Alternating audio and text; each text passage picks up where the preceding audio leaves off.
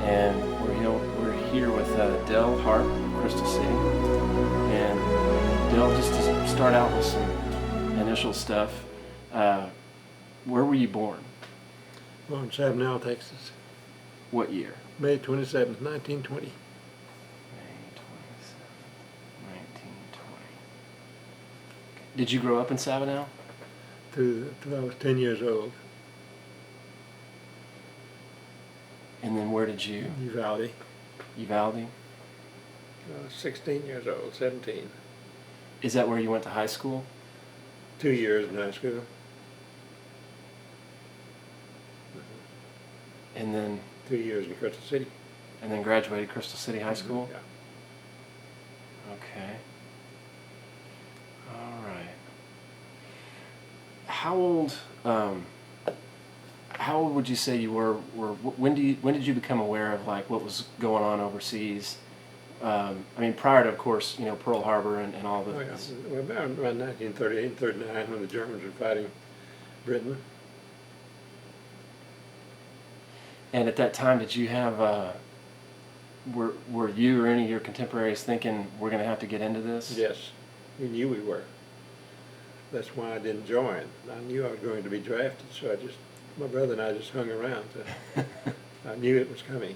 Mm-hmm. And we were drafted on around October the 15th, I guess, 1941. So you were drafted before Pearl Harbor? Yes. We were at Shepherd Army Air Force Base in 1941. So you were drafted by the Army? Mm-hmm. Okay.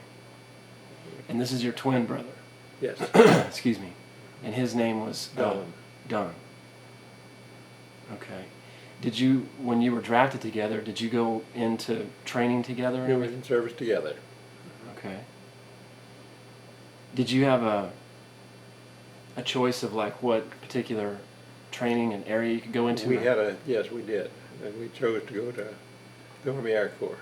The Army Air Corps? And to mechanic school, aircraft mechanic school. Because at the time there wasn't the Air Force wasn't. No, the Air Force didn't come into existence until after World War II. Mm-hmm. It was the Army Air Corps. The United States Army Air Corps. Okay. So you were drafted in October of 41. How long did you train? 6 months. So it was obviously during your training that Pearl Harbor happened. That's right. We were training when Pearl Harbor occurred on December 7th, 1941. We were at Shepherd Field in mechanic school at that time. And do you remember how you learned the news? On the radio, Sunday morning, or I guess it was Sunday around noon or just afternoon. So as you're training, are you thinking that you're probably headed, if you're going to have to go and fight, you're probably headed to Europe? I didn't know really at all. We were in training, and the training was intense. It was just 6 days a week, 8 or 9 hours a day, and so we were so busy, didn't have much time to think about things like that. Mm-hmm. So once, let's see, when, at what point throughout your training, or perhaps right after, did you learn that you were headed to the Pacific? Well, we finished mechanic school, and then went to gunnery school at Harlingen Air Force, Harlingen Army Air Base, and that was about a 6-week course, I guess. And then we got on the train. That was the summer of 1941, I guess, and went to Spokane, Washington. And from there we stayed on the train and went to Wenatchee, Washington. Not Wenatchee, think of the name in a few minutes. But there was a little training base there.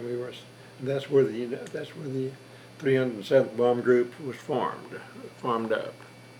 The 307? The 307th Bomb Group was formed up at this base. Okay. Just some other kind of background questions. Were you, how old, let's see, were you when you were drafted? I was 21. 21? Yeah. Okay. I turned 21 May the 27th, 1941. Did you have any other, I mean, you mentioned your twin brother. Did you have any other brothers that were drafted or enlisted at the time? Or? Not at the time. Not at the time? Okay. How did your family feel about what you had to do? My mother was very distressed.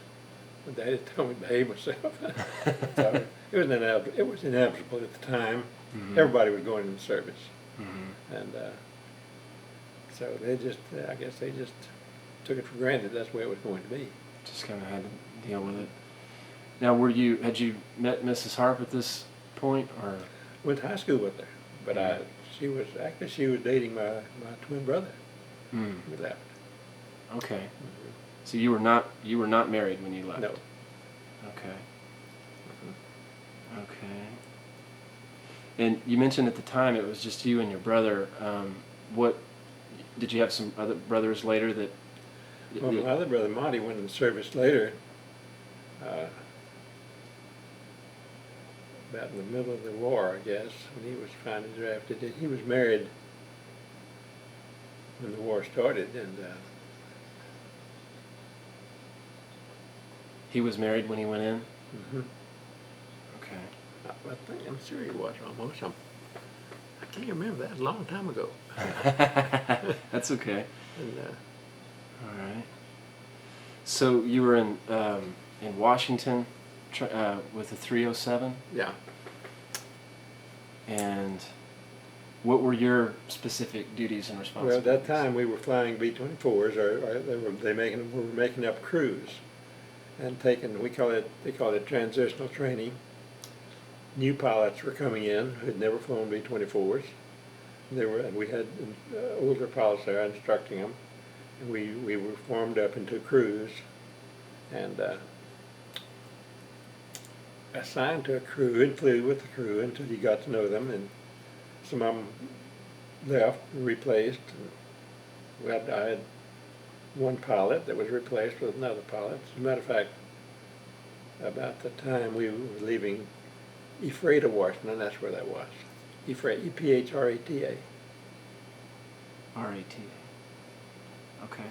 The enlisted crew and the co-pilot, bombardier, and navigator, we didn't have a pilot. So we all rode the train to our next training station, which is Sioux City, Iowa. And almost as soon as we got there, we were assigned an airplane.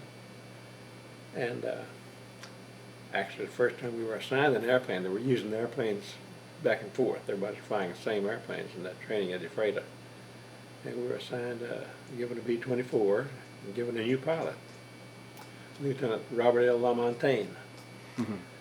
a real young man. Where was he from?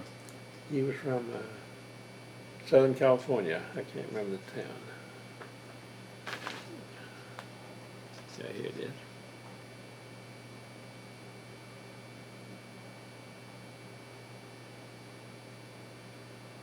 Yeah, South Pasadena, California. Okay. What was your specific role on the? After mechanic school, then that fit me right into the role of being what they call an engineer gunner. Engineer gunner? Mm-hmm.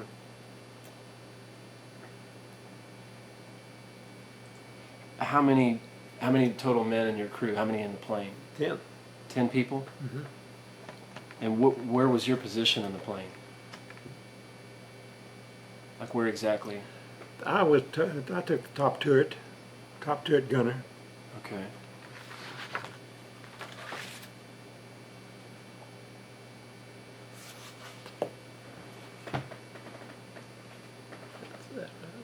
Okay.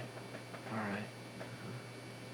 And now that's a position that you're by yourself in that spot, Yeah, right? yeah, that's your Okay. turret. Okay. Mm-hmm. 250 caliber machine guns. 50 caliber? Mm-hmm. Okay. Okay. So you're in Sioux City, Iowa, Mm-hmm. and then where are you off to next? Where we trained there, then we learned my pilot, and I realized I felt me a good pilot. He was he loved to fly. And we flew up North Dakota and Montana and all over that area on training missions. And next then we got up early one morning and flew to Hamilton Field, California. That's near San Francisco. Okay. That was in October, I guess, of 1941. Or 42? No, 41. Oh, 41. Okay. Okay. No, we were in 42. But Yeah, I was that's going to right. say you're Yes, I'm sorry. sorry. Okay, 42. Yeah. Okay. You know, I had a year, quite over a year of training by then. Can I ask you a quick question on the training? Yeah. If you're just taking your position, for example, if you're up in that top turret and you're training, what's the practical way that you train somebody to fire that thing while you're flying? I mean, how'd they do that? Well, in gunnery school in Harlingen, we flew in the back seat of an AT-6, and they'd have target planes flying parallel to us, pulling targets. We Okay. shoot those targets with a 130 caliber machine gun. Now back in Ephrata, we would fly. The pilot would fly by ground targets, and we'd shoot at ground targets. He'd circle in a bank around the target, and we'd all shoot at it Okay. on the ground. How difficult is that to learn how fast are you flying? About 175 miles an hour. So You're flying 175 miles an hour trying to shoot at another moving target. Do you just get used to how a lot of lead. a lot of lead? They call it a lot of rads. We had an oval target, an optical sight with a little dot in the middle of it, and you use the lead by putting that on the edge of that target. Okay. Real tough shooting, I'll tell you sure. It's hard to hit the target. Did you have tracers? Yeah. You couldn't trust a tracer though, because they were hollow almost, just had powder inside of them, and a lot of times they'd go spiraling instead of straight. And didn't have near the carrying power of an armor-piercing bullet, or we had used explosive bullets too. In fact, on a belt of bullets, you had the red tipped ones, black tipped ones, and blue tipped ones, designated what type of bullet it was, armor-piercing, explosive, or a tracer. Okay. So did you have to rely on your sights more than the tracers? Yeah, rely on your sights, yeah. And of course, you couldn't help but rely on your tracers to some degree. Right. Yeah. Okay. Yeah. And also, then, after we went to Hawaii, from Hamilton Field, we flew to Hawaii. Okay. And I was stationed at a little place called Kapapa Air Base. It was near Pearl Harbor and near Honolulu. And we flew, that was 42. Just out of curiosity, do you actually fly your plane to get out there, or how'd they transport you from No, California? we flew our own plane. You flew your own Our plane. whole crew Okay. flew in our own plane. Okay. Did you take on additional men on your plane, or is it just you and your 10? Just on this particular flight, all we took was our crew, but we carried some mail and some other stuff. Okay. So you're in Hawaii, and how long are you there? October, November, December. No, I mean November, December, January. To January 43. 42. Well, if you got there in October of 40 or November of 42, then you were there through. We were there until January 43. Yeah. Okay. Yeah, right. All right. Now we trained a lot there and did a lot of shooting there by the planes pulling tow targets. Okay. The waist gunners, the boys who shot from the windows, and the turret gunners would shoot at those things. Just thinking about it in general, if I mean, I know you had your designated position. Where would you say the best place on that plane to be is? Like, if you had your choice of those 10 spots, I'd take the top turret. you take where you were. So you got the right spot. Where, and conversely, where might not be the best spot? The worst place is the ball turret. The ball turret. And just like your position and the ball turret position, and everything, was your same man always there? Or did Yeah. you have any kind of rotation? No. Same guy. They stuck to their assignment. Okay. You can't see the ball turret here because when we got off the ground, it hydraulically lowered out of the airplane. Okay. Okay. It was scary to be in that thing. Let's see.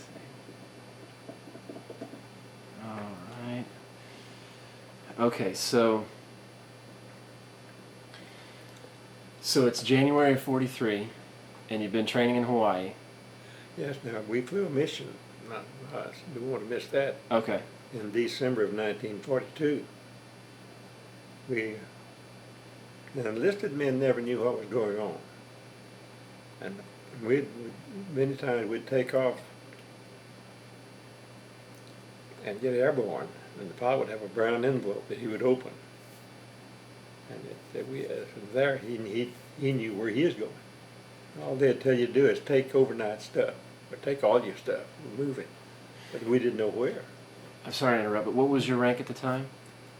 At that time, I was a tech sergeant. Tech sergeant. And this mission in 42, was it your first? It was Yeah. your first mission. Yeah. And this envelope that you referred to that the captain has, or that the pilot has, does he know what the contents are? No. Okay. Nobody does. No. Of course, they fill the airplane up with gas, top it off, and they give you certain information. You know you're going somewhere. So on December the 22nd, I guess it was,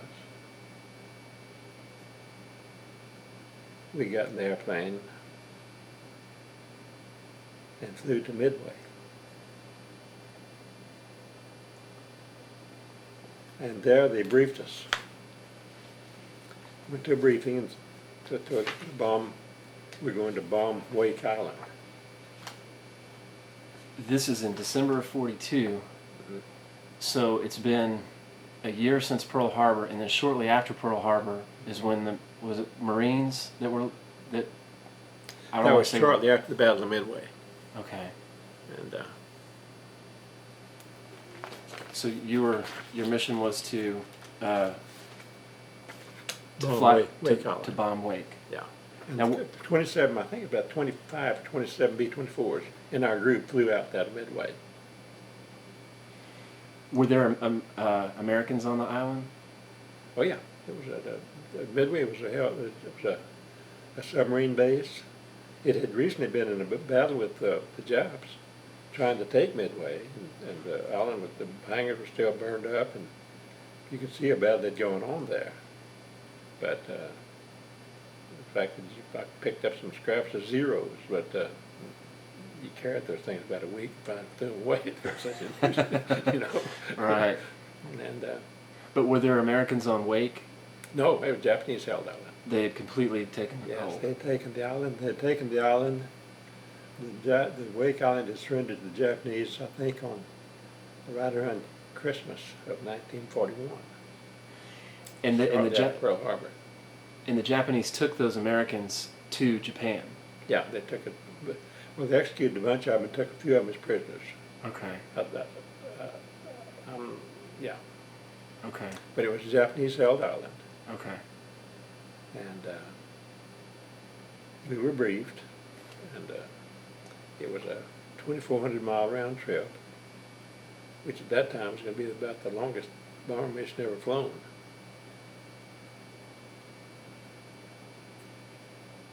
And you're taking off from Midway? We're taking off from Midway. We took off Midway the afternoon around 4:30 on December the 23rd. And you said there were 27 in your group? About 27 airplanes, 25 or 27. I'm not sure which now, but Are these all bombers? all B-24s. Did you have fighter escorts? No, Um, no, a fighter escort couldn't fly near that far. But no, we didn't have fighter escort. This was going to be a surprise mission. It was. Caught them sound asleep. So you had no escorts of any kind. I mean, you're defending yourself if you Right. when you get into a scrape. Yeah. And we took off and flew up. It was a overcast afternoon, and we came up through the overcast, clear sky. Could see the other bombers that were taking off, and some of them were circling a little bit to try to not get in a formation, but at least see each other. And the radio operator was given. We had a radio operator, two radio operators, and I had an assistant engineer, and a tail gunner and a ball gunner on the crew. And the radio operators knew Morse code, and they were given a I can't think what they called that light. They used like a big flashlight Okay. to stay in touch with the other airplanes. We didn't want to stay too close together. And we flew until a little after midnight across the international date line. We should make it the 24th, where we took off from. It would make it the 25th on the other side of the date line, December the 25th, Christmas Day. And we went across target about, I guess, 12:15 or 12:30, probably 12:30 or 12:45, at about 8,000 feet. Japs were sound asleep. We went across, dropped our bombs without any opposition whatsoever. Flew, started climbing a little bit and taking a turn around. Luckily from there I could see real good. By the way, the pilot told me when we go across the target, says, "Sergeant Harp, get down into bomb bay and get that lever and hold those bomb bay doors open, because if they creep shut a little bit, it's going to cut the circuit and those bombs are not going to fall out." So I had a good view. Oh my gosh. Looking out the bottom of the bomb bay door. But right after the bombs fell and I watched them hit the target down there, then I climbed back in my turret. We circled around, and then I could see from the turret, from the bank, I could see a good view of the island. And it didn't take the Japs long to wake up then I could see the fireworks, and a bunch of other B-24s were following us. And probably two or three of them had gone across ahead of us. I'm not sure where we were in the formation at that time. Or yeah, the land. Each of them had a target area on the island to hit. And so I saw a good fireworks show. But all of our planes returned, and we landed about 7 o'clock the next morning, which was Christmas Eve. So we took off on the 23rd, dropped our bombs on the 25th, and came back and landed on the 24th. So it's always kind of an interesting deal. That's covering a lot of time. So, and they're about a 14.5-hour mission. Okay. So, and we spent the day there and rested up. And some sailors on a submarine base and invited us over to Sand Island, and we got an old boat and went across from there to Sand Island. We drank beer and ate white olives. That's all they had. And they took us over the mess hall and served us some ham and eggs. And we finally got back and went to bed. And yeah. That's wait. Do you remember? No, I mean, I guess there's not a lot to it, so. I don't remember what our target was. I don't think I ever knew. But I recognized Alan, though. That's the only time I ever saw it. We didn't stay there long. Didn't want to stick around. Mm-hmm. That's interesting. That's an interesting picture. Yeah. So, okay, so you get back, no. We get back to Hawaii and resume our training there, flying search missions. At that time, Hawaii was still rather afraid that they could have another attack of some kind. So we flew many search missions out of Hawaii. And then on around February the 1st, we were given orders again. And got in the B-24 and took off early one morning from Hickam Field. We'd flown over to Hickam. I don't remember why, but I think to have the plane worked on and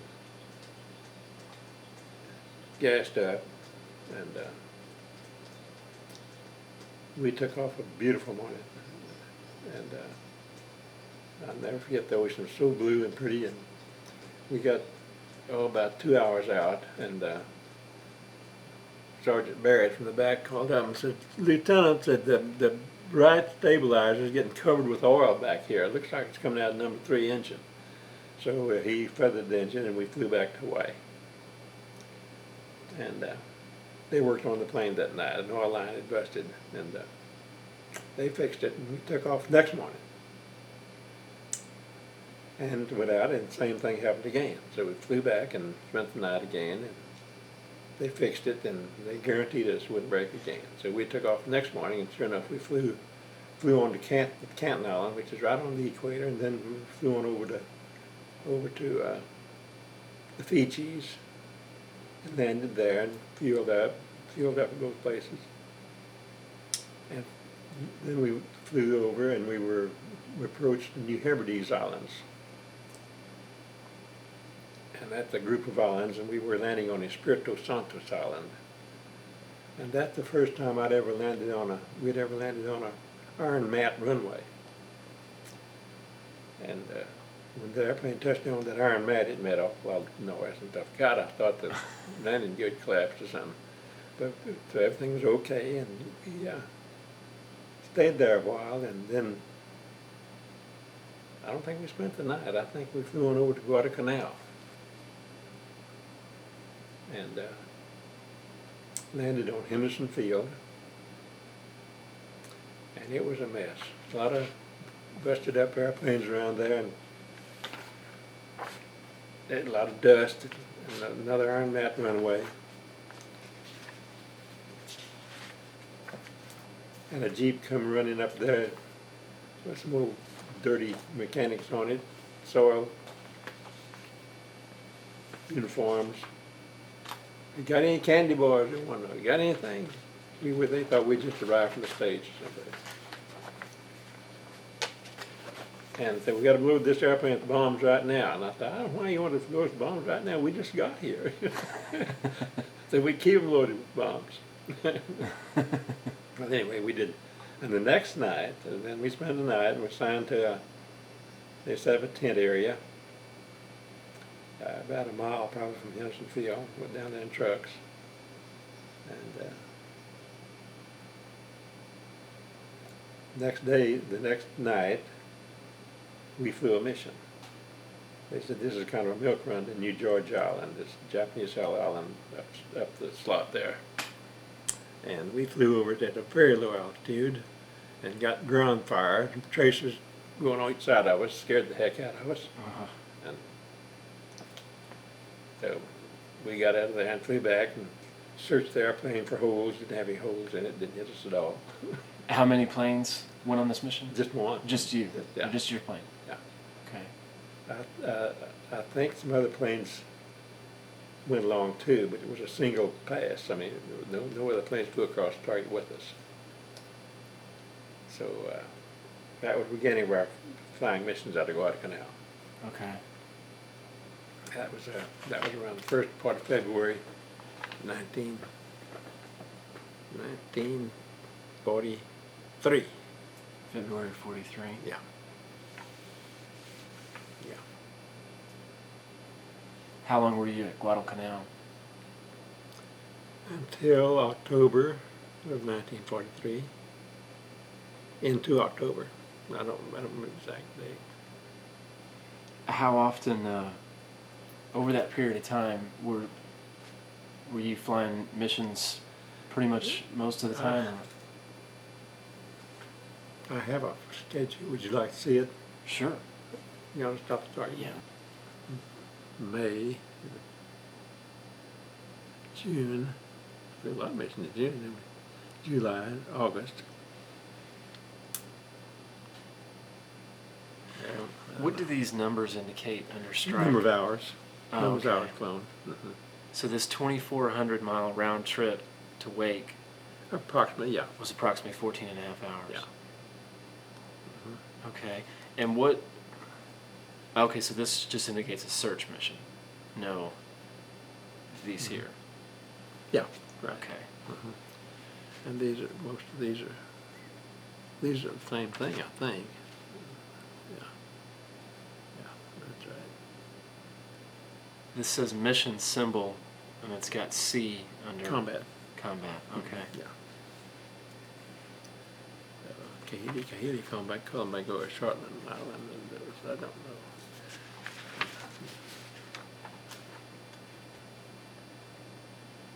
Engineer combat.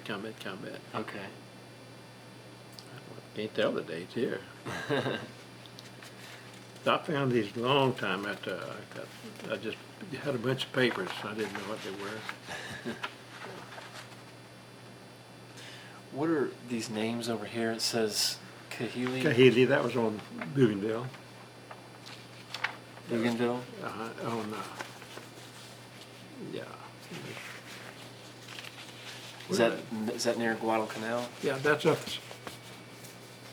That's yeah. I'll get you on that something else.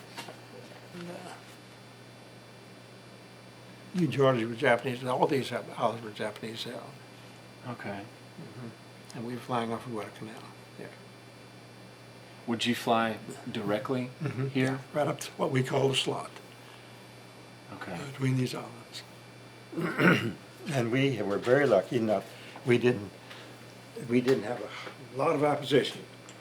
The Zeros were, Japanese Zeros were very reluctant to attack our formation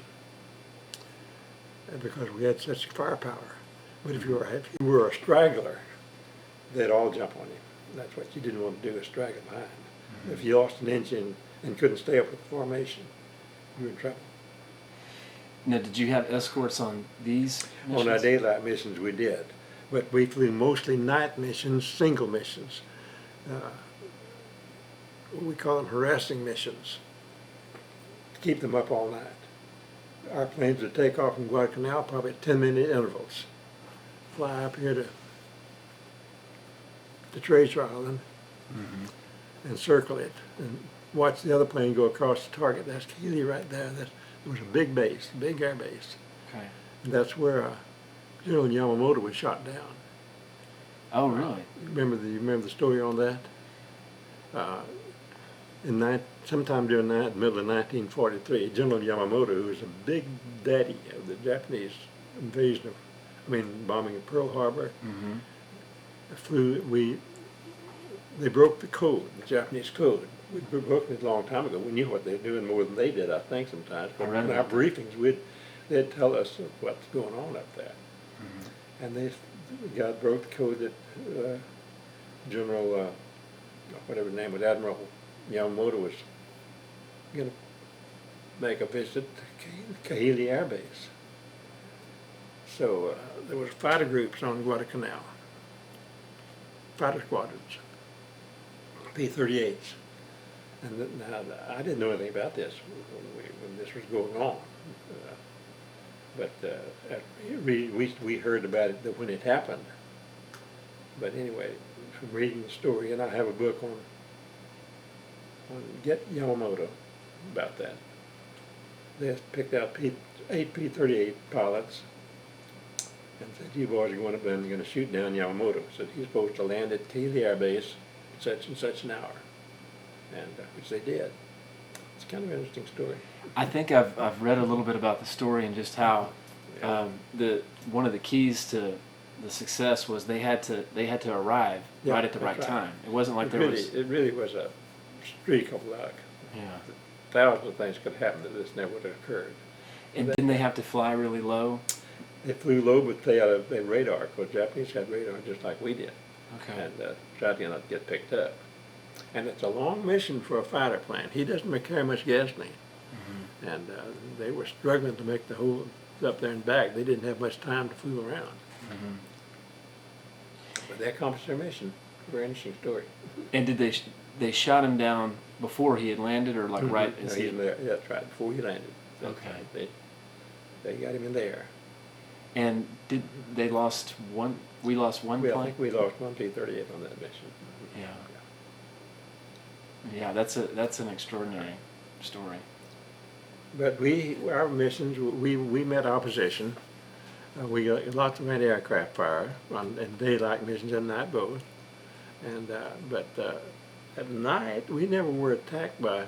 We worried all the time about if they had a night fighter that could spot us at night. But apparently they never did. Mm-hmm. Now we had a night fighter, and those Japanese bombers could bomb us quite often down the Guadalcanal. And one night we had we heard that there was a night fighter. We had a night fighter sitting on Henderson Field. And I thought, we went up and looked at it. It was I can't remember the designation of that airplane, but it was a big 2-engine airplane, looked kind of like a P-38, but a lot bigger. And sure enough, that night, the two Japanese bombers came over. You could hear them up there real high, like a couple of wash machines going along. And suddenly, out of the blue out of the night, came these tracers across there. And you could see the ricochets off the airplane. You couldn't see the airplanes. Wow. You could see the Japanese airplanes were in our spotlights, big searchlights. Mm-hmm. And they just looked like little stars in the sky, actually. You couldn't make it out as an airplane at all. But sure enough, it burst out in flames and just... And he moved over and shot down another one. It almost overhead, but it... And this is just a single fighter? One single fighter. Mm-hmm. Wow. That's the only time I ever saw a plane get shot down that way. I saw some at a distance, but later on, as we were flying these missions up there, we had fighter escort, daylight missions, not never at night. And I admired those fighter pilots. They were single guys flying single-engine planes, and I'm sure they were hanging in there. Well, you mentioned that you'd meet opposition over the target area here. Would you meet it along the way as well? No, we never had any trouble that way. By the time we were flying these missions up to Keeley, New George Island, which is Japanese held, is pretty well under control. We'd bombed them so many times, and they were really whipped. Mm-hmm. And by the time we left there, they were almost milk runs. But we still met opposition, mm-hmm. At least anti-aircraft fire, mm-hmm. and some Japs in the sky. But they were scared of us. They didn't take us on. And these escorts that you'd have along the way, did they fly the entire? They'd mm-hmm. fly all the way with you over the target area? We had some. I think we had some bases up on the Russells and perhaps, and some a little bit closer. I'm not sure. Later on, during the summer of '43, and they didn't have to fly as far as we did. But we had lots of gasoline, so a lot of times we'd fly up here, and until they'd pick us up, and we could see the dust flying, the B-0s taking off, and then we'd turn. Like we had changed our mind and weren't going to bomb, and then make a big circle. But then the Japanese fighter planes would run out of fuel, and they had to go back and land, And that's about the time we came in from a different direction and bombed them. Oh, So we were wow. kind of sneaky. Whatever it takes. Because a fighter plane just can't stand there very long. Mm-hmm. And so they were always, all those missions were scary though, and especially those long missions like the one to Wake. We carried, the back of the bomb bay was loaded with bombs and the front had two 500-gallon tanks of gasoline in it, which we just put in there. And the engineers, that's the engineer's job to pump that gasoline into the wings before we wouldn't have enough fuel to make it without that. Mm-hmm. And one time we flew on another mission from, I don't know what's on this or not, I guess it is, to Nauru, the island way out here somewhere. But it's interesting. Luckily, we lost planes, we lost some friends. Some of them were in accidents. I had one interesting experience.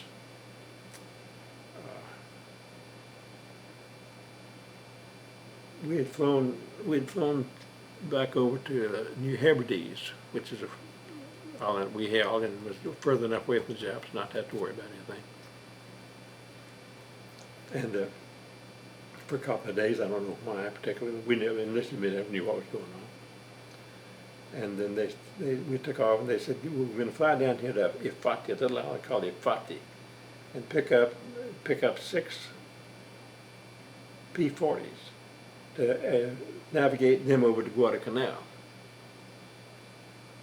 Because it's from the New Hebrides over there was about 300 or 400 miles, and those other airplanes didn't have good navigation, so we had good navigation. We had a navigator on board, and they would follow us to Guadalcanal. We went along, flew over there without any problem. But when we landed and got back to our bivouac area, tent area, we heard that while we were gone, one of our crews had gone down at sea at night and hadn't returned. And I knew the crew. I think it was Lieutenant Gregory and his crew. And we were concerned about that, sorry about it, but we didn't pay much attention to those things. And a few days later, the crew came in.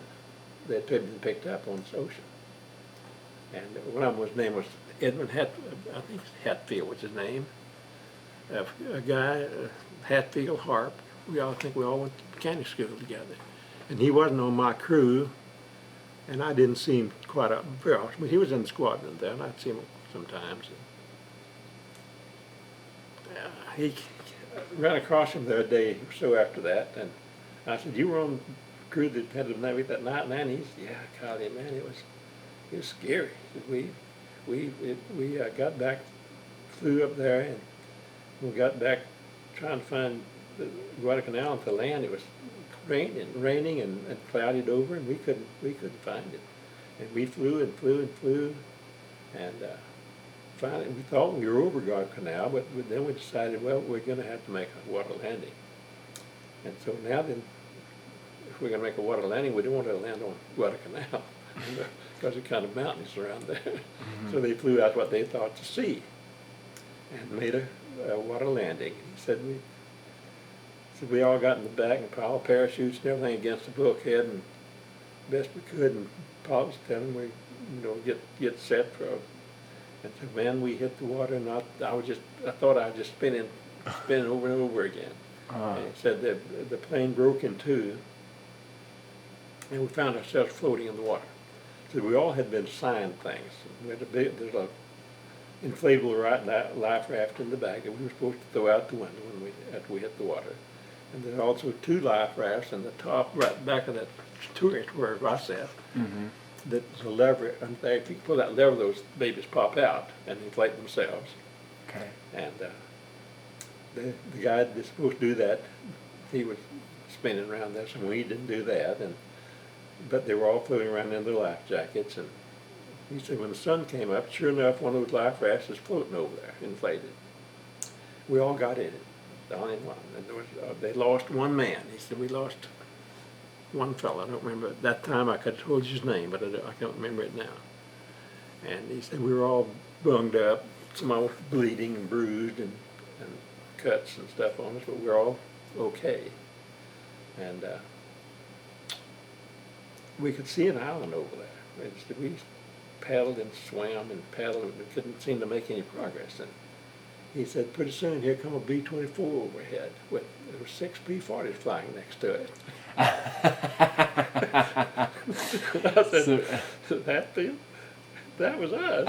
He said, well, we shot at you with our pistols and waved. Y'all just went on. So that's an amusing story that actually occurred. Oh, wow. So you passed right overhead. And he went on to tell the story about trying to get to this island. And they paddled in, swam, and finally he said, here comes an outrigger canoe toward us. So the natives on the island over there spotted us and came out, and they had a bunch of bananas on there. He said I was hungry, and so I ate about 6 of them. He said the next thing I knew, I was throwing them all up. But anyway, it was an interesting story, and they were rescued and got back to their base. That's good. There's another interesting story too, if you want to hear it. Absolutely. Another crew, I think it was the Ulmer Newman crew, didn't come back from a mission to Bougainville one time. And they had got disorientated or somewhere or another. Disoriented, orientated, Disoriented. and ended up over New George Island. And they didn't know what island it was. The sun came up. There was one of those night missions. And they were low on fuel, had been flying all night long practically, and had to do something, so he said, we're going to bail out. So they all bailed out over New George, Japanese-held island. They didn't know where they were. And they tried to bail out over a beach you could see down there. And they made us all bailed out successfully. And I think they told me one of the boys drowned. He landed too far out to sea and got tangled up his parachute. But anyway, he said, and the boy that told me was a little Mexican boy from Texas. I had known him and met him, and we got along together, both being from Texas, but I didn't know him very well. But anyway, I was asking him about that deal, and he said, yeah. I said, we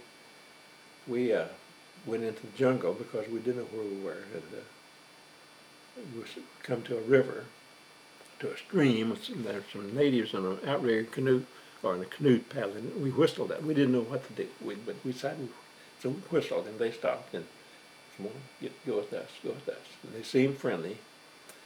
And now our instructions, of course, were if we bailed out over the island, even on Bougainville, Swazul or Combangor, or any of those islands had what we call coast watchers. So there were there were Australian men who had worked on those coconut plantations and volunteered to stay on those islands, and they had radios and stayed communication with us all the time, and that's why we had such good intelligence on what the Japs were doing up there all the time. We would make a mission. After the briefing, talking to the boys who get over enthusiastic and say, well, I shot down 2 zeros or something like that, but there was Coast Watchers radio back and said 6 zeros took off, 6 zeros landed. Nobody got shot down. Yeah. So a lot of stretching going on. It's kind of like an action inch. You have 3 people watching, you get 3 different stories. Exactly. So, but anyway, where was I? Talking about this crew that bailed out. Yeah. Mm-hmm. He said those natives took him to a coast watcher, and said that coast watcher is a very interesting guy. Said he was half Australian and half native, and talked good English. And there was also an Australian coast watcher there. And there was some Navy pilots there, and a few other soldiers and people that picked up off, made water landings and stuff out there, and said, y'all just stick around and wait. And said, we'll get you out of here. And said, sure enough, one afternoon he said, y'all get ready tonight, a submarine's landing out, going to come up out there and pick y'all up. And said, sure enough, come submarine landed, come a rubber boat paddling in, put us on the submarine, took us back to Guadalcanal. Oh wow. God, that's So that's an interesting story. yeah, absolutely. Hmm. So, but anyway, from there on out, and from the time we got on Guadalcanal and flew missions until there were missions weren't even very dangerous. All of them were dangerous. Because anytime you took off the load bombs and gasoline, you sweated your takeoffs and you sweated your flight up there, and you hope all the engines worked, and nothing happened. And I was very, very lucky we didn't know when we were going to come home. There's no such thing as flying 25 missions and coming home like they did in Europe. And we didn't know when the war was going to end. We didn't know. Why was your situation different than the way they handled it in Europe? I don't know why. I really don't. We just, some of the, Let me stop it.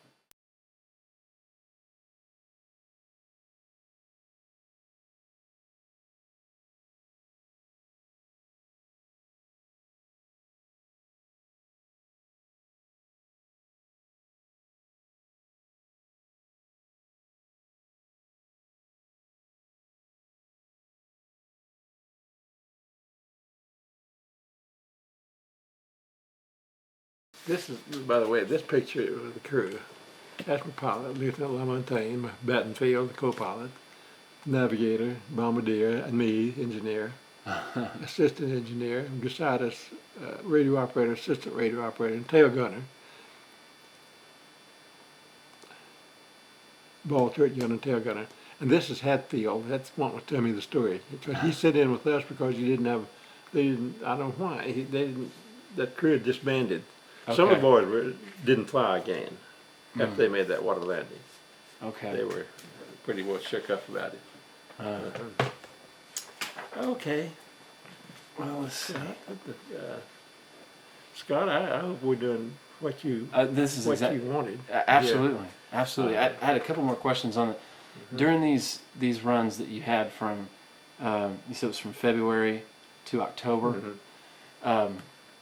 Was there any particular one that you met with greater resistance than some of the others, or like does one stand out to you that, or one or two, or? No, I can't think of any that was. I probably, if my memory's better, I could probably think of them differently now. They all kind of run together. Did you ever have anywhere your plane was hit, like with any real fire? Luckily, our plane was never hit, and we always came along fine. We lost some planes on missions. Did you actually see those things happening? No, I can't say as I did. I may have erased some of that stuff in my memory. I don't know. I can't say as I did. Those, I mean, I'm sure they were all different as you flew them over the months. But what would the typical what would the typical one be like? Would you be there'd be about 10 of you, 20 of you? What was a typical? Daylight missions were probably 15 or 20 to 25 airplanes in formation, and flew a tight formation, keep the zeros from going into the formation, and luckily those zeros. Now, when we flew later on, late around probably July, August, and September. We picked up escort. By then we had P-38s flying with us instead of P-40s and stuff like that. And they would fly high above us. We'd be about 25 or 30,000, 25 or 27,000 feet, and they'd probably be at 30,000 feet. And it was interesting to watch because when they dropped their the belly tanks, they carried. You could see them sailing through there. You knew they'd spotted zeros, and then you could see vapor trails around where they were getting after something. And I remember one day a P-39 was flying alongside us, and all of a sudden he just started tumbling. Are you familiar with the P-39? It had an engine in the back of the cockpit, and they said it was a hard plane to fly because it wasn't balanced right or something. Right. And I saw him sail right on down. It was kind of, makes you feel bad.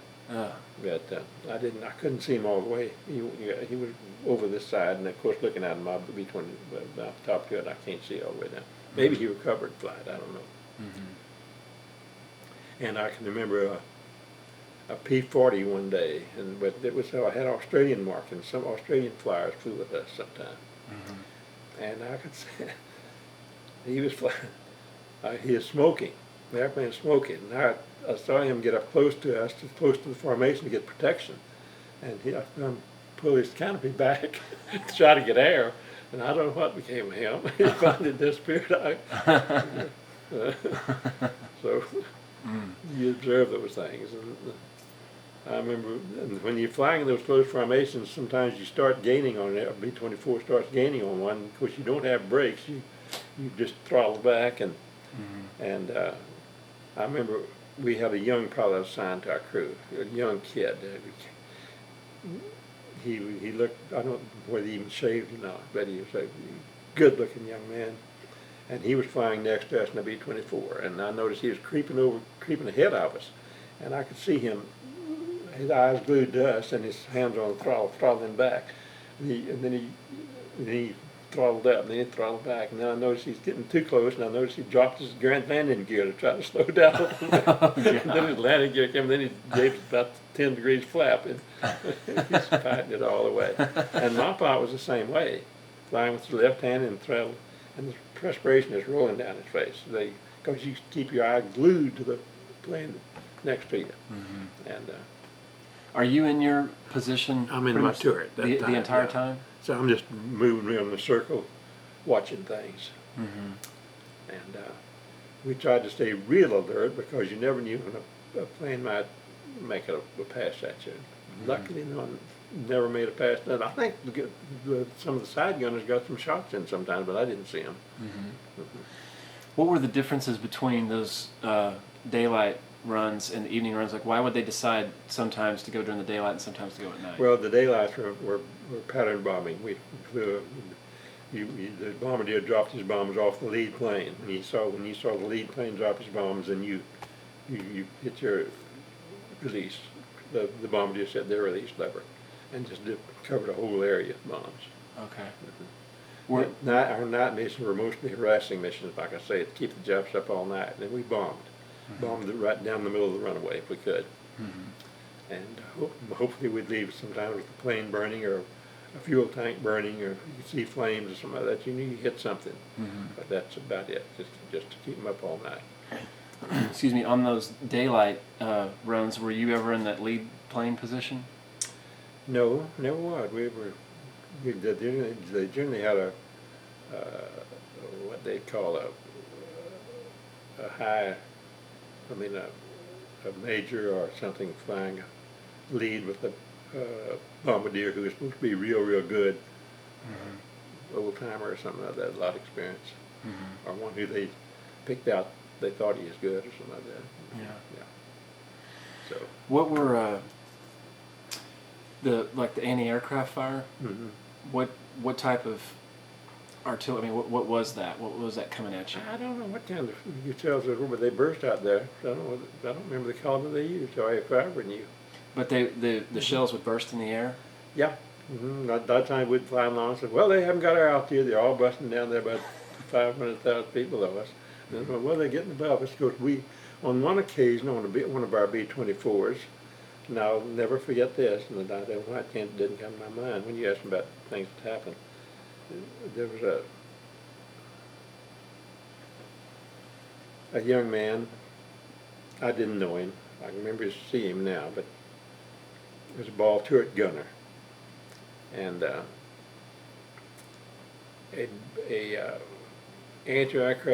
Japanese anti-aircraft shell came up and hit their plane, went through the airplane, didn't explode, just a dud, I guess, but hit that ridge, that ball turret dropped out of there and fell right on target with the guy in it. Oh my gosh. So that was an occasion. And I remember, you remember the special thing because you knew the guy, and there was a young sergeant named Sergeant England. He was from Texas, I believe.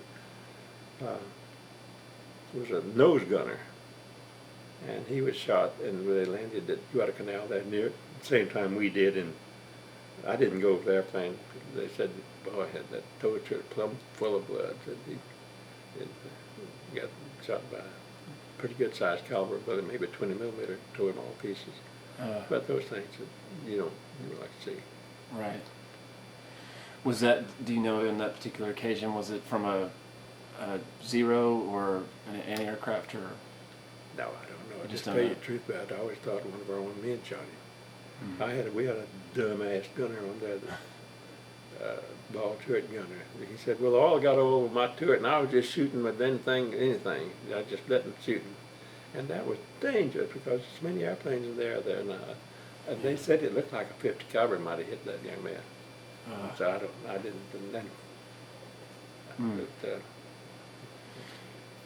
doesn't matter. Yeah. Well, okay, and so it's October of '43. Around there, yeah. I can't remember the dates exactly. And then where'd you go to after that? Well, they sent us back, and I had a choice of going to several different bases, but I chose Laredo. One of them was Laredo, and I thought that's close to home. I'll sure love good Laredo. Laredo Air Force Base, and they sent me to Fort Myers, Florida, to go through instructor school, and that was in the fall of 1943.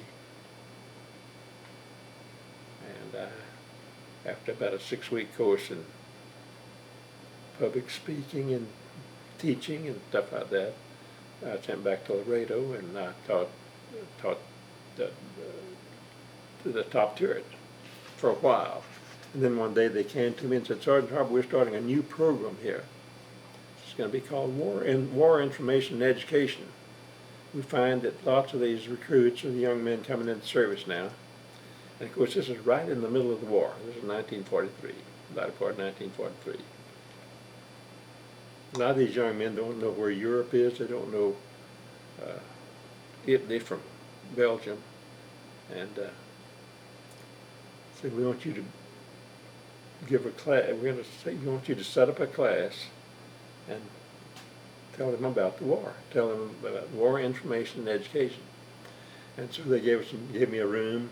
Laredo Air Force Base there, a nice room with a great big map of the world on it, good map of Germany and the Pacific area, and I would point out where General Patton's army was at the time, and they gave me a good radio to pick up got all my information from the news, just from the local news. I mean, from San Antonio newscasters or national newscasters, about where the Maginot Line was, or whether this was, or where the Battle of the Bulge was taking place.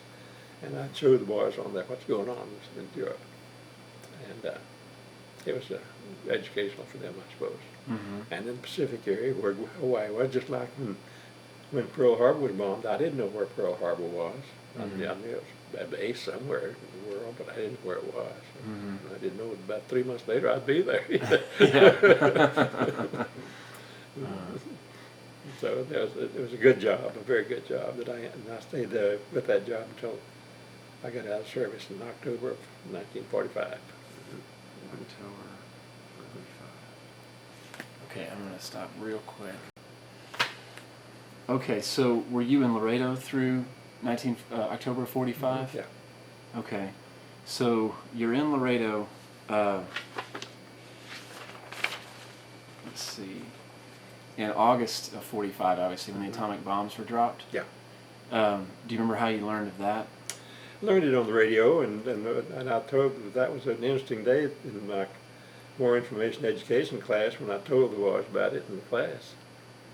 And of course, I couldn't tell them much. I could tell them it was an atomic bomb was dropped, and it had the power of, I don't remember what we knew then, but and they didn't believe me.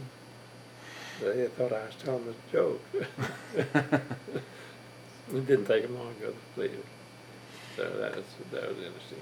When you heard of that news that it was, that it was dropped on, was it Hiroshima, the first one, and that it that it I don't know, that it killed like 80, 100,000 people or so. And I know this is a different time where you're in the middle of war and stuff. But did you have any particular thoughts at that time about something of that scale? We were glad to hear it and hoping it would end the war. Mm-hmm. I mean, there were no repercussions. I mean, no feeling of sorrow or anything like that at all. Mm-hmm. Do it again. Just feel the same way? Which they did. Yes, they sure did. And it ended the war. But we didn't know that much about it then. But I don't know if we knew how many people it killed even. It was just a powerful bomb that destroyed Hiroshima. It did lots and lots of damage. I'm sure at this point, after years of war, the thought is just whatever, to end this mess. Let's just get this over. Yeah. Well, that's right.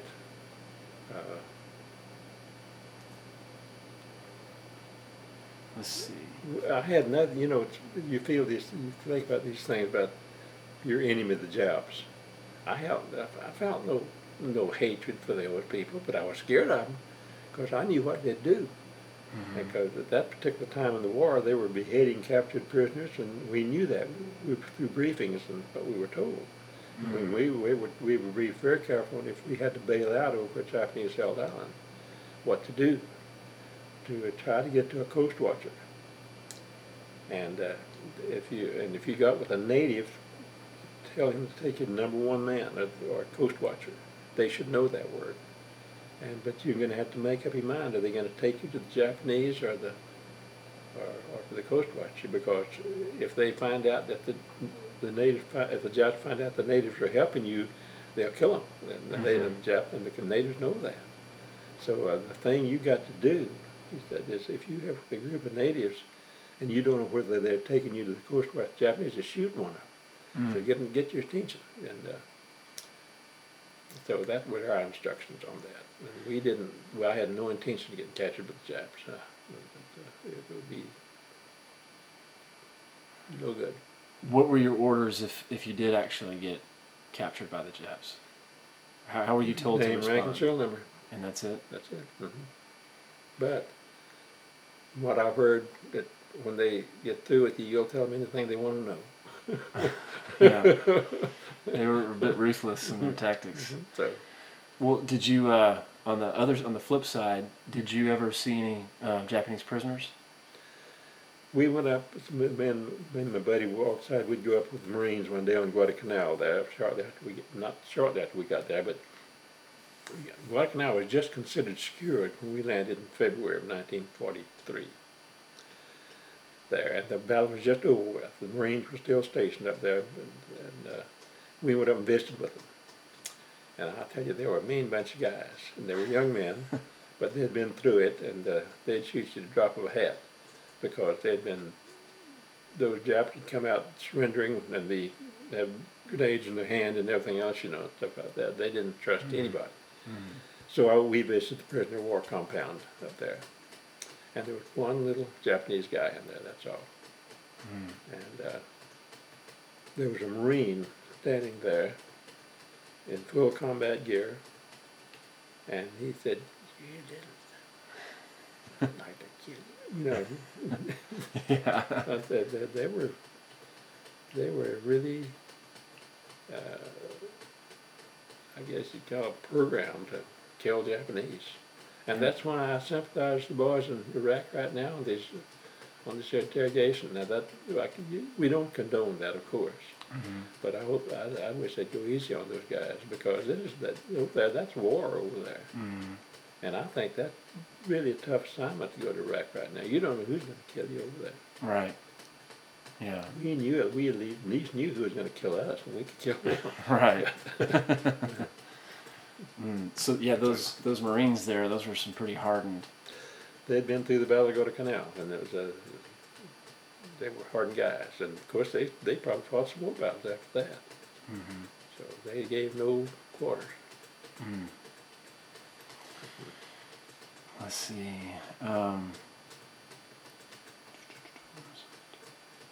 Of your time actually out in the Pacific, from Hawaii to through Guadalcanal or whatever, did you have any particular moments? Not didn't necessarily have to be a specific mission or anything, but was there a any one or two instances that stood out? Like, okay, that was one of our greater accomplishments while I was here. No, I can't say as it was. It was all just a We collective. luckily flew all of our missions, survived them all, and Mhm. that was my greatest accomplishment. Okay. And when you'd mentioned earlier that like in Europe, the bombing crews would fly 25 missions. They knew that they'd go home after that. You did not know that. No. So what happened in October of '43 that led to your opportunity to? I guess they just decided they'd roll us around and to send us back home. I guess they had replacements coming in where they could send us back home. I don't know what caused it. And it was all 10 of you that got to go home? Or? No. Actually, my pilot went home first, and my co-pilot took over. And we flew one mission with him. And the last mission we flew, it wasn't really a mission. We'd been told that we were going home and to hang around for orders to leave.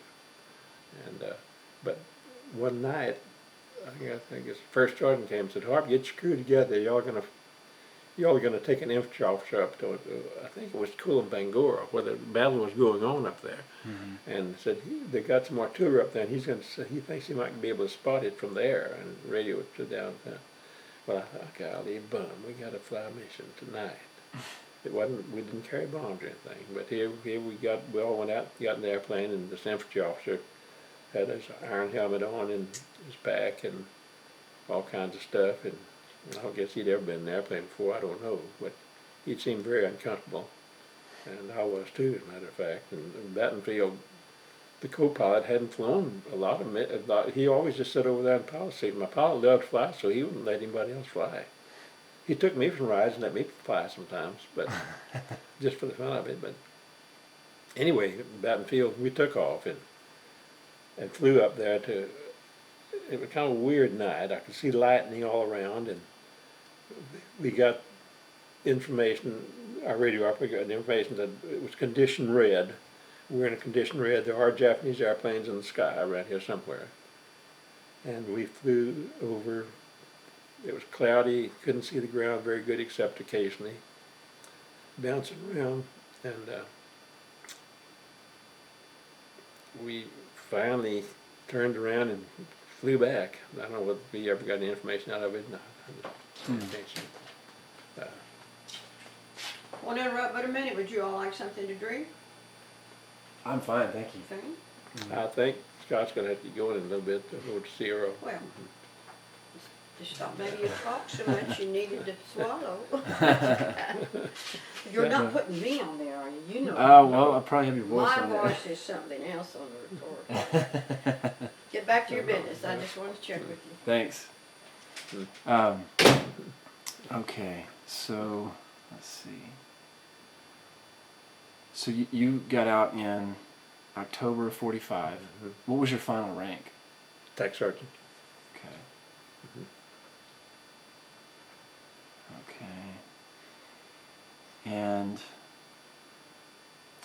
I did have some questions that I don't. I don't know if you're. Just let me know if these aren't questions that you're Okay. that you want to discuss. But your brother, where did he go? Oh, when we were in Hawaii on January the 8th, 1943, shortly before we left to go down to Guadalcanal, the first sergeant came we were in quarters at Kipapa Air Base there, Kipapa Strip, and staying in laborers' quarters on a pineapple plantation. And he came by late in the afternoon and said, "Sergeant Harp, I got some awful bad news for you." Said, "Your brother was killed in a crash this morning. Major Coxwell and his crew crashed, and all of them are killed." And so, of course, it's a traumatic thing to happen. But my buddy gone, P. Barrett stood by my side, and they loaned me a Jeep the next day to drive over to Schofield Barracks where they'd buried them. They were covered, some of them, not all of them. My brother being one of them. And they said, take off as long as you want to, Harp. And so I took off and fooled around, laid around. And finally, Major Carpenter came up there one day and said, Harp, do you want to fly anymore? I could have left, I guess, at the time.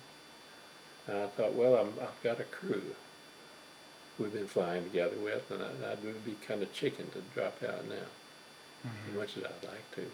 I said, no, let's go. So carried on from there. So that's how they informed you of news like that? He just came right up and told you? Yeah. Just by himself? Yeah. Did you speak to your family at that time? I called my parents 2 or 3 days later during the time I was off there. Went down to Hawaii, down to Honolulu, and with the telephone company and made arrangements to make a long distance call. Do you know how they learned of the news? Through telegraph. Like always. We regret to inform you that your son. But a representative from the Army didn't come out to see him? I don't think so, no. Yeah. Now, when we had Don's body brought home sometime after the war was over, he had an escort. A soldier came with his body. They always did that after the war. Now, like when my son David was killed, a like rank escorts his body. Had a fine young man come out with him. Lieutenant Harlan Ray was his name, Captain Harlan Ray. And, but they didn't do that back then. It was kind of so when they gave you the chance to reconsider, and you agreed to go on, was that? Did you just have to kind of think through it at that time and move on, or was it something that hung around? And did you ever think? I made the decision right there when he was standing there. I told Major Carpenter, I said, well, I might as well go and fly some more. I didn't know what lay ahead then. We were still in Hawaii, and so we just stayed with the course. Was your family aware that you were given a choice? Did you talk to them about that? No.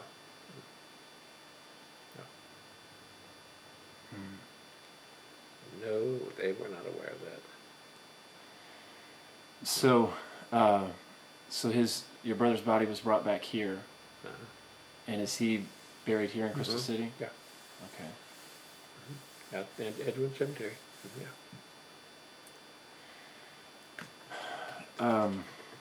Let's see. Okay. Now, when you were I guess you were discharged in October '45. Is that right? And what were your plans at that point? What did you? Well, when I stayed down in Laredo, I got married. I got married down in Laredo. I mean, got married here, but while I was stationed at Laredo. In June of 1944. And Kay and I lived down in Laredo. We lived off base. We were given the privilege of living off base. And it was life of Riley. And when we'd come home every weekend, they drive from there down up to Crystal City. So it was all right. When did you come back here for good? In 1945, after the war. 45. After the war was over. And you've been here ever since. Ever since.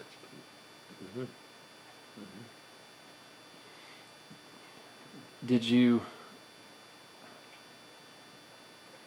When you came back, did you find like a lot of people that were here? Were they wanting to talk to you about your experiences a lot, and did they ask you a lot of questions? And did you talk about things? A bit, not a lot.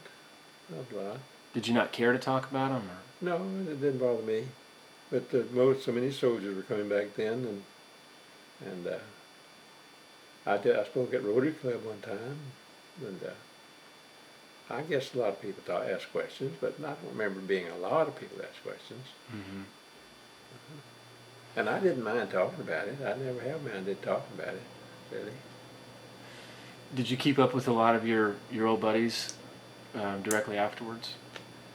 I keep up with Grisidus right to this day. In fact, we email back and forth to each other all the time.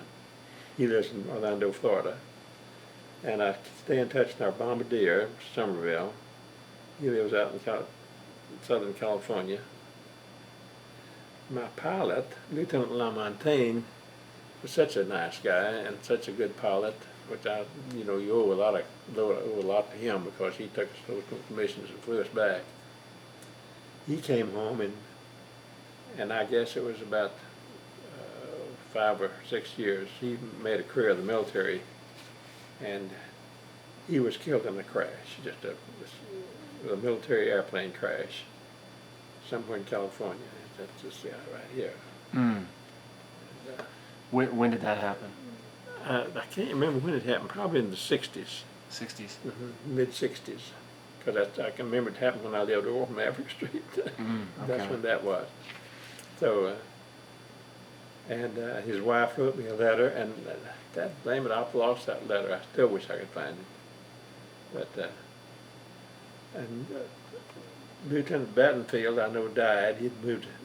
We were going to some reunions and trying to get Lieutenant Battenfield to join us there, but his wife said he was very ill, and later on learned that he had died. Garland P. Barrett lives in Gainesville, Georgia.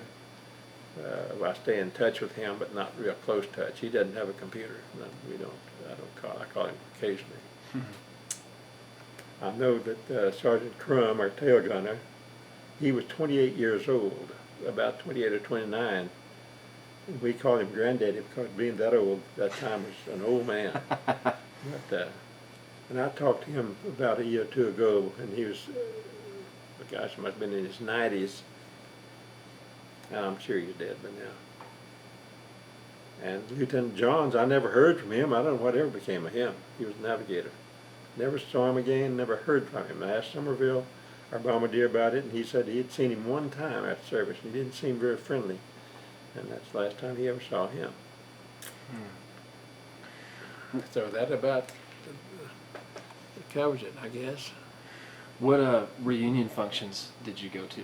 You talked about some. I went to one in Las Vegas, not Las Vegas, Reno, Nevada, and one in Fort Worth, and one in Oklahoma City. And that was some time back, and there's one coming up real soon in Nashville, Tennessee, but I'm not going. Just a bunch of old men.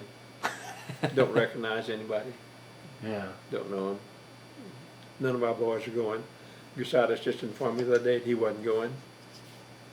And Somerville will probably go. He goes to most of them. But we're not. He's all right. Well, have you ever gone back to the Pacific? Have you gone back to? Visited weekend. I went to Honolulu one time, but we didn't even go out to. We didn't even drive out to Kapop Air Base or Schofield Barracks or anything like that. We just did our thing there around Honolulu. Have you ever had any desire to go back, to even Guadalcanal? I'd like to, yeah, it'd be fun to. Yeah. But I'll never do it. And when we were there was no so-called town on Guadalcanal at all. Now I understand that Henderson Field is an airport with a terminal building, and it's a city nearby there. It's called Honoria, Honoria. I don't know. It's the capital of Holland, but I don't know exactly where that is or what. But I get newsletters, and some of my crew have been back, and they write these newsletters back that I read in our newsletter that we publish. So it's interesting. They say that we flew off of Henderson Field for the longest time. Then finally we moved over to the new strip on Guadalcanal called Carney Field, and they said Carney Field didn't even exist anymore. They couldn't hardly find it. Really? What are your crew that went back? Was it the guy that's in California? No, it wasn't my crew. It wasn't Oh, on my oh, crew. It was somebody okay. else's crew. Okay. Yeah. As far as I know, none of my crews ever been back. Well, nowadays, like how often, just kind of dealing with recent history, I guess. How often would you say you think of those times that you think of? Oh gosh, I mean once a week anyway. About once a week or so. Mhm. What are there any particular things that remind you of the time that you spent there and the things that you did, or is it just usually random things that? Just random things. I don't pay much attention to it really. Yeah. It's a distant past. Sometimes it seems like a dream, really. Did it really happen? And again, not to get too personal or anything, but how often do you think of your brother? What things remind you of? Oh well, I think of that quite often. My son too. It comes to mind all the time. You can't help it. Mm-hmm. But I'm very, very fortunate. I feel like that both my losses, my brother and my son, were not in a car crash or a foolish killing. They died what they liked to do, and died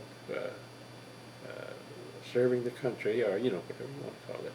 Mm-hmm. It gives you a good feeling in that respect, because many people have such tragic losses. Mm-hmm. Were your parents able to cope with that in the same way with the loss of your brother? They must have handled it very well. Yes, they handled it very, very well. It was happening all around at that time. So Mm-hmm. some things in life you just have to be handled. Mm-hmm. You just have to deal with it. Well, I really appreciate the time. What I'd like to do right now, if we can, is get some of this on the videotape. So if you want to just keep your seat there, and then do me a favor, and maybe point out some of the things here. I'll give you a. Okay, this is your crew. Mm-hmm. Lieutenant Robert L. Lamontagne, Your pilot. Amos G. Battenfield, co-pilot. Slim Somerville. I'm sorry, that's Lieutenant Johns, navigator. Slim Somerville, bombardier. Me, Dale Harp. Tech Sergeant Dale Harp, flight engineer. Roland P. Barrett, assistant engineer. Joe D. Embry, ball turret gunner. Bill Grisadas, radio operator. And he's also assistant radio operator. Bill Grisadas, radio operator. Cliff B. Crum, tail gunner. And I said, well, it goes 10 on a crew. There's only 9. That's right, 9. 9. Okay. Yeah, because I noticed in your photo over here where you said that Hatfield. Yeah. He makes 10 over there. Yeah, it's just 9. And is this the crew again right here? This was taken shortly after we arrived in Hawaii. It's kind of one of those funny photographs. We're all holding ammunition and stuff, just for the fun of it. That's Grisadas and Johns and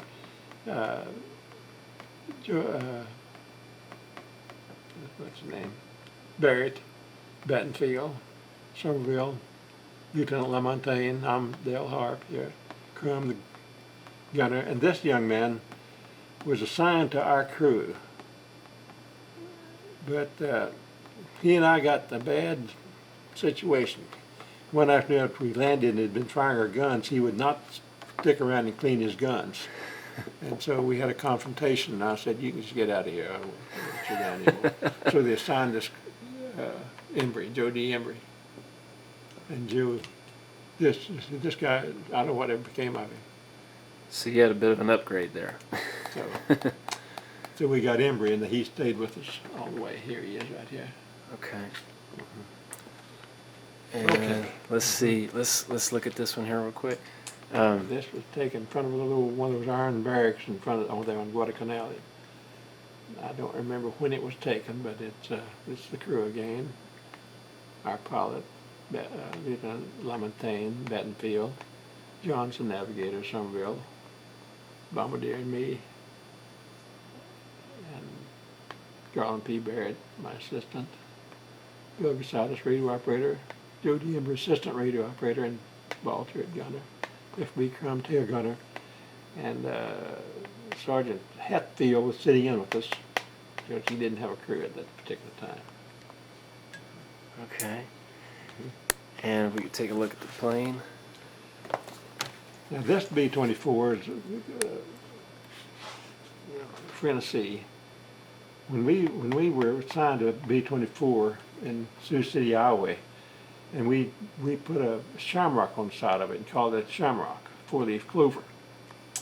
But on Guadalcanal, shortly after we arrived on Guadalcanal, we had a bombing raid one night. The Japanese dropped bombs on Henderson Field and didn't hit our airplane directly, but hit nearby it, and shrapnel just went all through it. When we went out there the next morning, all the tires were flat on it, and glasses all over the interior, the radio, just all a mess. And so they took that plane and they reassigned us to this airplane, Tennessee, and we flew it the rest of the time. Tennessee, what's that name? Tennessee. I don't know who chose that name nor what it means. It's just what you got. What it got. It was a good old airplane, and it actually ended up being one of the oldest airplanes in the group. That I read later on after the war's over, and we get these news bulletins through the reunion. What are these markings? Those are, I don't know what that represents, missions flown. I'm sure that's what it is. That's not, I'm sure they didn't shoot down that many zeros. I know we didn't. I think that's missions flown. And I don't know what those other things are for. And this photograph's probably taken way after we left, because it didn't have all that stuff on there when we had the girl on there in front of sea, but not all these markings when we flew the plane.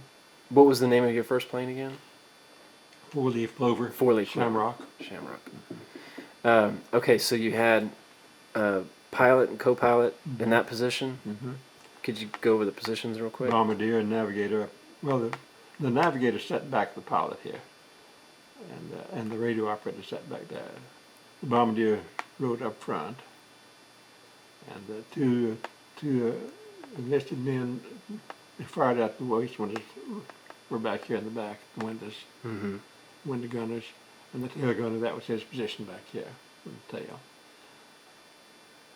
Or, finally we moved him up to the nose when we put the turret in the nose. First we didn't have a turret up here in the nose. And we flew back to Hawaii one time and had that done. And flew back. At that time,